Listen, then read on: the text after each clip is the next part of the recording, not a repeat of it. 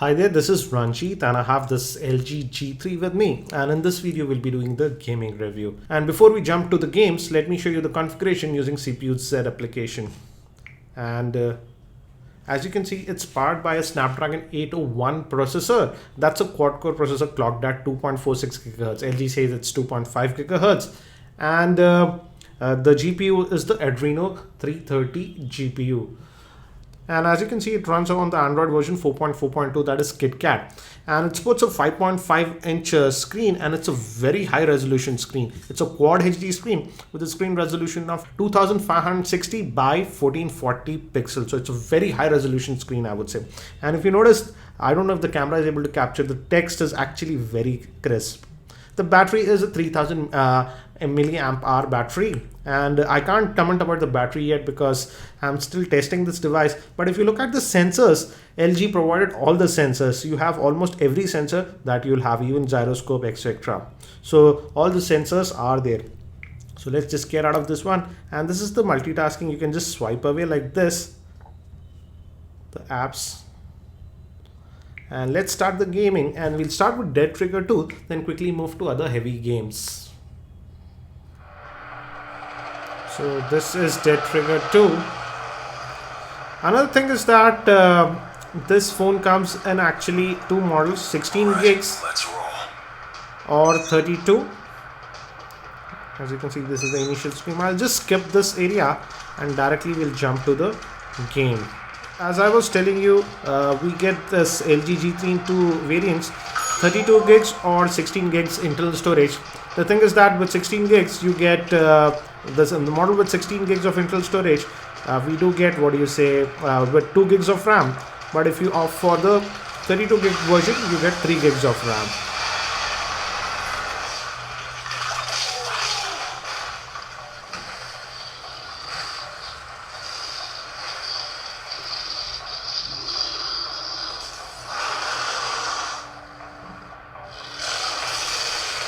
Again, the thing to notice is that the quality of the screen is actually very good. But in terms of brightness, I would say it is not as bright as some of the other devices. But it's actually pretty comfortable, and the auto sensor also works very well. I'm currently set it to auto brightness.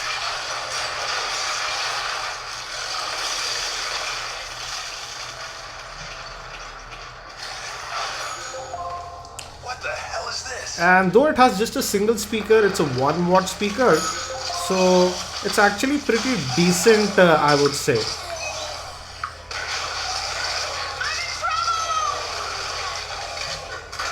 Glad to see you here. Great. So if you notice, it's playing actually this one again as expected pretty well. Dead Trigger is not a very heavy game. So let me do one thing, let me just quit this one and move to some heavy games now. So this is Riptide Gp2, we just tilt to steer along. So let's play this game.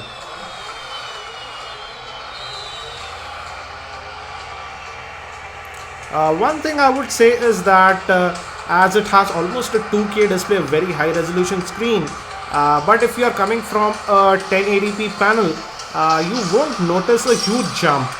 For example, when we move from 720p panels on a large screen to 1080p, the noticeable difference was a big bump, but here it is not that big, I would say. And we are getting those water effects, if you notice. That means all graphics are getting rendered.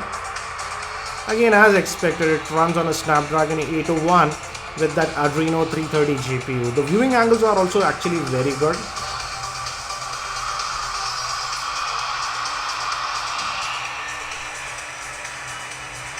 As you can see. So it's running this one also pretty well. So let's just move out of this and let's start playing some real heavy games now. And this is Asphalt 8. Let me actually just show you the settings. If you go to sound and display, as you can see, we are on the high graphics settings, and I'm going to use the on-screen steering. So let's play a few levels on this Asphalt 8. And we do get that immersive mode with Asphalt 8 Hence these navigation buttons just hide away. You can just swipe down to get them back. And I've kept the volume to max, and if you notice, it's pretty loud.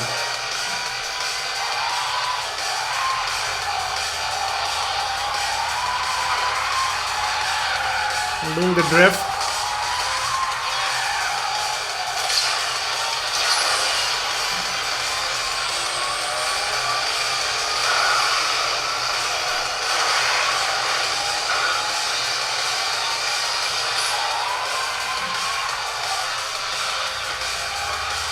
And as you can see, I'm able to control the car without any issues. It's very responsive, in fact.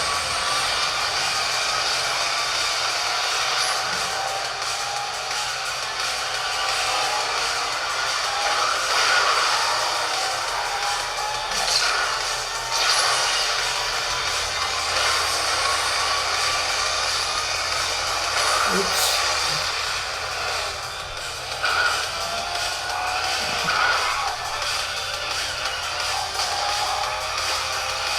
The volume buttons and the power buttons are at the back of this LG G3, so it does take a few days to get used to it, in my opinion. Some people like it, some don't. So as you can see, it is running this one actually pretty well. So what we'll do is we'll also try one more level on this Asphalt 8 and see how it handles it. So this is the Tokyo level.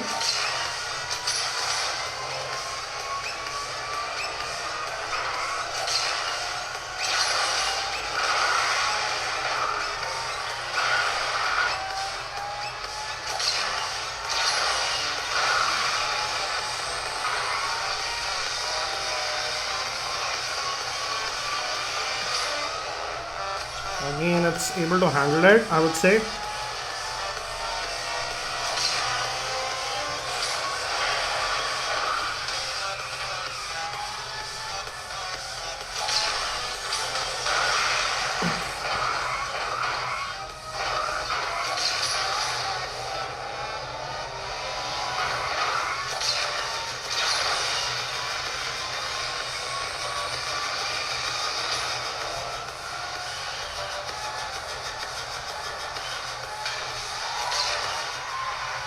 So as you can see, it is able to handle this one also fine, I would say. So it will run this even Asphalt 8 pretty well, in my opinion.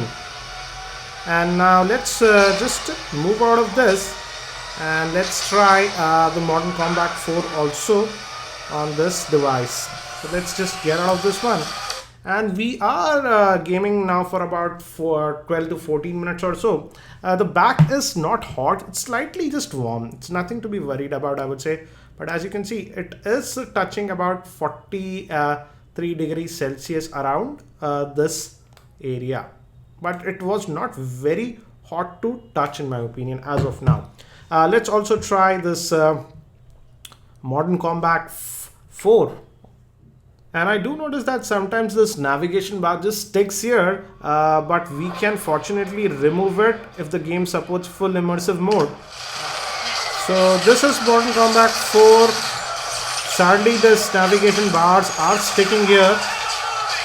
They did not go away like in Asphalt 8. Maybe this game does not support that immersive mode.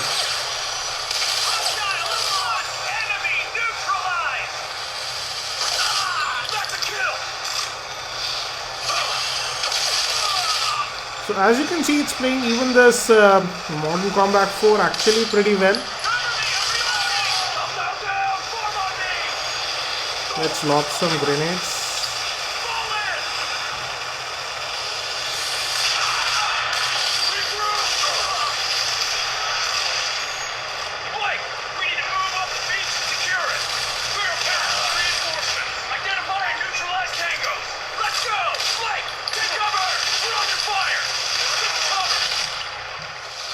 Good thing is I'm not noticing any lag whatsoever on this game, but this navigation bar is irritating, I would say.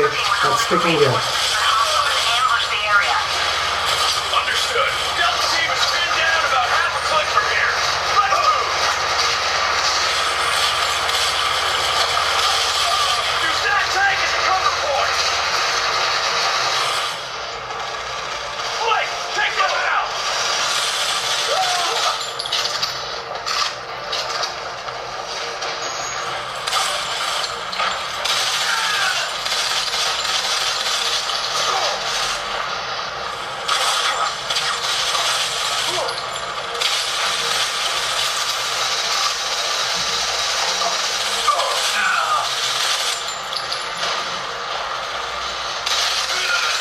So as you can see, it's playing this Modern Combat 4 also pretty well. So in terms of gaming also, you shouldn't have an issue with this LG G3. Yes, regarding heat, the back is a little bit warm, but it's not like hot. Let's look at the screen temperature. It's about 39 degrees Celsius. Here it is a little bit high, 40, 41 here, but here at the center of the screen it's about 35 degrees Celsius. Let's just look at the temperature at the back also. It's about 43 degrees Celsius. For example, do note that the Xperia Z2 went as hot as 52 degrees Celsius. That was insane. But this is, I would say, okay, around 43 degrees Celsius. So let's get out of this one. I'll also be posting a lot more videos on this LG G3, so stay tuned to my channel. So that's it for now for this quick gaming review on this LG G3. Thank you for watching. This is Ranjit and I hope to see you in my next video.